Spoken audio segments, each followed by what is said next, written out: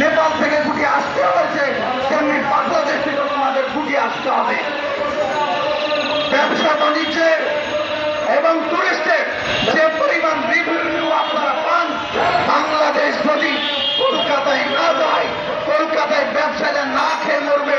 আমরা print electric মিডিয়ায় দেখেছি।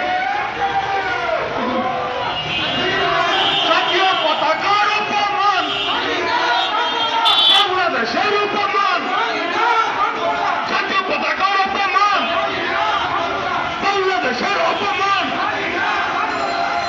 আমাদের সাংবাদিক বন্ধু সহ দেশের প্রত্যেকটা জনগণকে সচেতন হতে হবে। ভারত যে কার্যক্রম পরিচালনা করছে, বাংলাদেশের ভিতরে যেভাবে ষড়যন্ত্র করছে, আমাদের হিন্দু ভাইদেরকে বলবো, আপনারা সতর্ক থাকুন। ভারত আমাদের কখনো শান্তি চাই নাই, চাইবে না। আমরা ভারতকে সুস্পষ্ট দিতে চাই।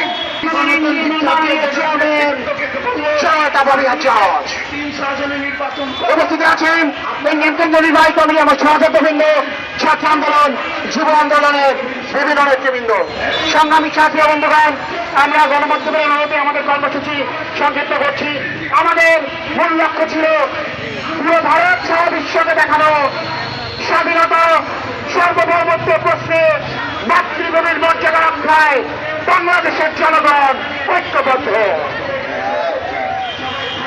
আমরা আজকে এই মহান বিজয়ের মাসে আমরা কলকাতায় বঙ্গীয় হিন্দু জাগরণ গোষ্ঠী কর্তৃক বাংলাদেশের জাতীয় পতাকা অবমাননা করা হয়েছে, তীব্র নিন্দা ও প্রতিবাদ জানাচ্ছি এবং তার প্রতিবাদে সম্মিলিতভাবে আজকে জাতীয় পতাকা প্রদর্শন করছে। আমি অনুরোধ করবো একসাথে উপরে জাতীয় পতাকা প্রদর্শন করে দেখাতে এবং স্লোগান দিতে, দিল্লি দিল্লি না ঢাকা, দিল্লি না ঢাকা, ঢাকা ঢাকা।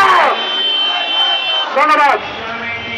সংগ্রামী সাথী বন্ধুগণ, আপনাদেরকে স্মরণ করিয়ে দিচ্ছি, গত 5ই আগস্ট ছাত্র জনতার গণ অভ্যুত্থানের মুখে বিশ্ব ইতিহাসের নিকৃষ্টতম পতিত স্বৈরাচার লেডি ফেরাউন শেখ হাসিনা বাংলাদেশ ছেড়ে পালাতে বাধ্য হয়েছে।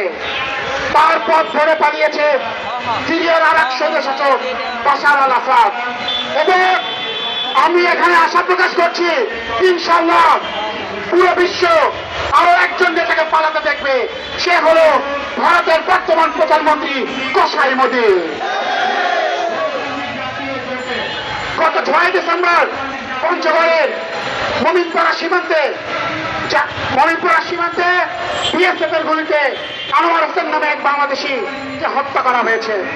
তার আগে ঠাকুরগাঁয়ের বালিয়াডাঙ্গি সীমান্তে সেপ্টেম্বর মাসে একজন জয়ন্ত কুমার সিং নামে একজনকে হত্যা করা হয়েছিল। সীমান্ত হত্যাকাণ্ড কিন্তু ভারত বন্ধ করে নাই। বিশ্বের বুকে সবচেয়ে উগ্রবাদী গোষ্ঠী উগ্রবাদী সরকার হলো ভারতীয় সরকার। প্রত্যেকটা প্রতিবেশী দেশকে অস্থিতিশীল করার ষড়যন্ত্র করেছে।